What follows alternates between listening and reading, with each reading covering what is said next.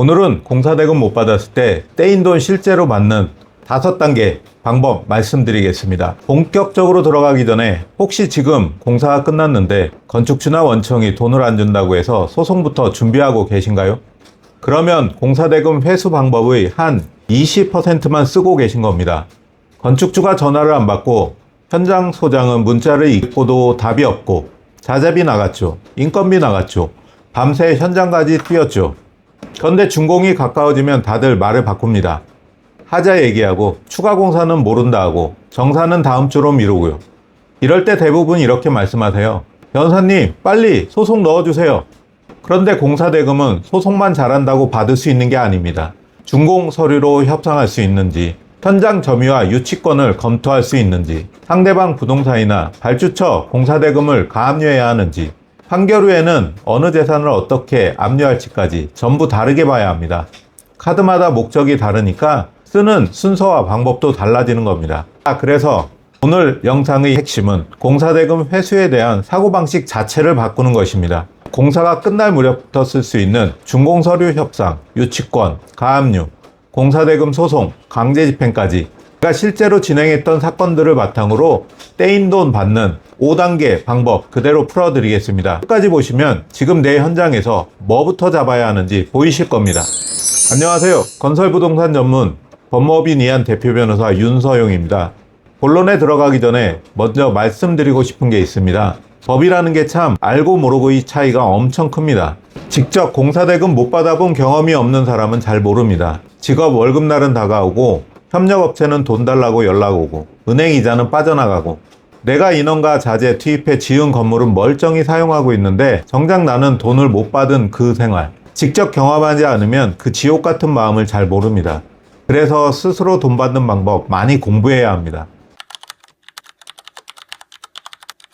자, 공사대금 받는 첫 번째 단계는 준공서류로 협상하는 방법입니다. 제가 진행했던 다세대 주택 공사 사건이 있었습니다. 공사는 거의 마무리됐는데 건축주가 잔금 약 1억 원을 안 줬습니다. 이유는 늘 같습니다. 하자가 있다. 정산을 더 봐야 한다. 며칠만 더 기다려 달라. 그런데 막상 하자 내용을 구체적으로 달라고 하면 제대로 나오는 게 없습니다. 그냥 돈 주기 싫으니까 이것저것 하자라고 말하는 경우가 많습니다. 이 사건에서 저희는 바로 소송부터 하지 않았습니다. 계약서, 사용 승인 일정, 시공사가 보유한 준공 관련 서류, 현장 정산 자료를 먼저 확인했습니다. 건축주 입장에서는 준공이 나와야 매각도 하고 임대도 하고 대출도 진행할 수 있습니다. 그래서 저희는 하자 항목을 구체적으로 특정하라고 요구하는 한편 다툼 없는 공사대금부터 지급하라는 방식으로 정산 압박을 시작했습니다. 그러면서 사용 승인 서류는 대금 주시면 드리겠습니다 라고 했습니다. 법적으로 준공서류 교부와 공사대금 지급은 동시 이행 관계입니다. 대법원도 이걸 인정하고 있습니다. 건축주가 먼저 잔금을 줘야 서류를 받을 수 있다는 거죠. 결국 건축주는 2주 만에 잔금 전액을 입금했습니다. 소송 한 번도 안 하고요. 다만 여기서 중요한 게 있습니다. 서류는 무조건 안 주면 되는 것 아니냐?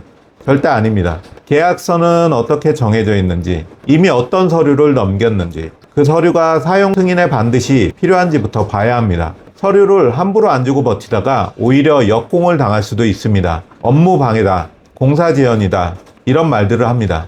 그래서 준공 서류는 감정으로 쓰는 카드가 아니라 계약서와 절차를 보고 정확하게 써야 하는 협상 카드입니다. 유치권 많이 들어보셨죠? 쉽게 말하면 돈을 받을 때까지 내가 점유하고 있는 현장을 비워주지 않는 권리입니다. 제가 맡은 상가 신축 공사 사건에서는 추가 공사비 약 2억 원이 문제였습니다. 건축주는 추가 공사 인정 못한다. 계속 정산을 미뤘습니다. 그런데 건축주는 그 건물을 담보로 대출을 받아야 했습니다. 저희 의뢰인은 공사 끝나고 현장을 실제로 계속 점유하고 있었고 유치권 포기 약정도 없다는 것을 확인했습니다. 그 다음 현장 점유 상태를 명확히 남기고 공사대금과 추가 공사 내역을 정리해 유치권 행사를 시작했습니다. 건축주 입장에서는 대출도 막히고 매각도 부담스럽고 일정도 꼬이기 시작했습니다. 결국 먼저 협상하자고 연락이 왔고 추가 공사 대금 대부분을 정산받았습니다. 그런데 여기서 많이들 오해하십니다. 현수막 걸면 유치권 아닌가요? 절대 아닙니다. 현수막 하나 걸었다고 유치권이 자동으로 생기는 게 아닙니다. 실제로 점유하고 있어야 하고 그 건물 자체와 관련된 공사대금이 존재해야 합니다. 이미 유치권을 포기한 약정이 없는지도 봐야 합니다. 그래서 유치권은 잘 쓰면 강력하지만 잘못 쓰면 점유침탈, 업무방해, 형사고소 문제로 번질 수 있습니다. 그래서 현수막부터 걸기 전에 반드시 전문가랑 같이 움직이셔야 합니다. 공사대금 유치권에 대해서는 별도 영상으로 자세히 다루도록 하겠습니다. 세 번째는 가압류입니다. 공사대금 사건에서 가장 무서운 말이 뭔지 아세요? 소송 끝나면 돈 드릴게요. 이 말은 그때까지 재산 다 빼돌릴게요 라는 말과 거의 같습니다. 제가 맡았던 하도급 사건 중에 원청으로부터 약 4억 원을 못 받은 설비업체가 있었습니다. 원청 통장에 돈이 있을 것 같지 않아 보였어요. 그런데 조사해보니 원청이 다른 현장에서 발주처로부터 받을 기성금이 남아 있었습니다. 저희는 소송 전에 그 공사대금 채권을 바로 가압류했습니다. 원청 입장에서는 다른 현장에서 기성을 받아야 하는데 돈길이 막힌 거죠. 결국 약 2주 만에 원청 측에서 합의하자고 연락이 왔고 의뢰인은 대금을 전액 지급받았습니다. 이렇게 가압류 하나가 소송보다 빠를 때가 있습니다. 그런데 가압류는 무조건 통장부터 묶는 게 아닙니다. 상대방의 예금, 부동산도 보지만 더 중요한 것은 발주처 공사대금, 다른 현장에서 받을 기성금, 임대보증금, 실제로 현금이 들어오는 길입니다. 하도급 구조라면 발주처 직접 지급 요건이나 하도급 대금 지급 보증도 함께 검토해야 합니다. 채무자가 건축주라면 공사를 진행한 당해 부동산에 대한 가압류를 최우선으로 검토해야 합니다. 이렇게 가압류는 빨리 하는 것도 중요하지만 상대가 누구냐에 따라 무엇을 먼저 잡느냐가 훨씬 더 중요합니다. 가압류 방법에 대해서는 별도 영상으로 자세히 다루도록 하겠습니다. 그 다음이 공사대금 소송입니다. 공사대금 소송은 공사 다 했습니다 라고만 주장한다고 이기는 소송이 아닙니다. 도급계약상 남은 금액이 얼마인지, 추가 공사대금이 얼마인지, 기성금은 얼마나 받았는지, 하자 보수비는 실제 얼마인지, 지체상금은 얼마인지 이것들을 전부 증거로 숫자로 입증해내야 합니다. 특히 추가 공사 때문에 많이들 포기하세요. 구도로 시켜서 계약서가 없습니다. 카톡은 있는데 단가 합의는 없었습니다. 그런데 계약서가 없다고 추가 공사비 포기하시면 안 됩니다. 추가 지시 카톡, 문자, 회의록, 공사일지, 작업자 투입 내역, 자재 발주서, 현장 사진, 변경 도면, 기성 청구서 이걸 시간순으로 쌓아놓으면 추가 공사의 지시와 실제 시공, 상대방의 인식 여부를 입증할 수 있습니다. 그리고 건축주가 하자 하나를 들고 와서 공사대금 전액을 묶는 경우가 많습니다. 하지만 하자가 있다고 해서 공사대금 전체를 무조건 안 줘도 되는 것은 아닙니다. 대법원도 하자와 손해에 상응하는 범위 내에서만 대금 지급을 거절할 수 있다고 판단하고 있습니다. 그러니까 하자 있으니까 돈 못 준다 라는 말에 바로 꺾이시면 안 됩니다. 하자가 무엇인지, 누구 책임인지, 보수비가 얼마인지, 정말 공사대금 전액을 묶을 정도인지 이걸 하나하나 따져야 합니다. 공사대금 소송이 혼자 하기 힘든 이유이기도 합니다.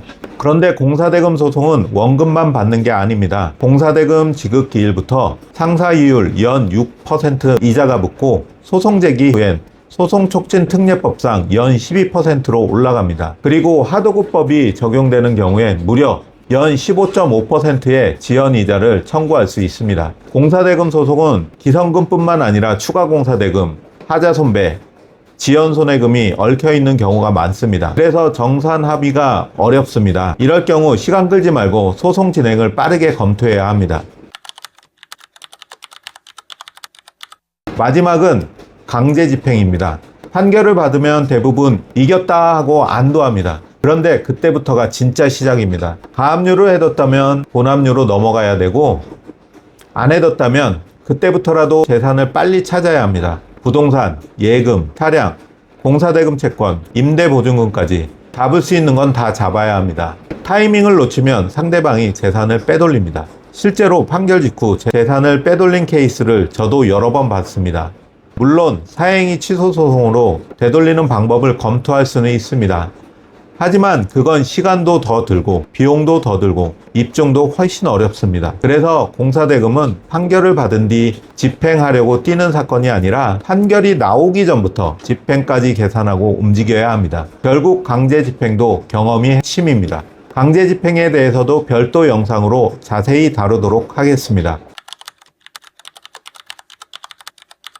오늘 말씀드린 5단계, 준공서류, 유치권, 가압류, 소송, 강제집행, 이 5가지가 항상 1번부터 5번까지 순서대로 가는 건 절대 아닙니다. 어떤 사건은 준공서류 단계에서 끝납니다. 어떤 사건은 가압류 하나로 끝납니다. 어떤 사건은 유치권과 가압류, 소송을 동시에 해야 합니다. 결국 사안마다 어떻게 조합할지 전략이 달라집니다. 한 가지 확실한 건 소송부터 넣는다고 해서 돈이 먼저 들어오는 것은 아닙니다. 그리고 늦게 움직일수록 받을 가능성이 낮아진다는 겁니다. 그래서 더 늦기 전에 내 사건에서 지금 써야 할 카드가 무엇인지 먼저 확인해야 합니다. 지금 공사 끝내고도 돈 못 받고 계신다면 아래 고정 댓글의 링크를 클릭해서 상담 신청하세요. 오늘 영상 도움되셨다면 좋아요, 구독 눌러주세요. 끝까지 시청해 주셔서 감사합니다.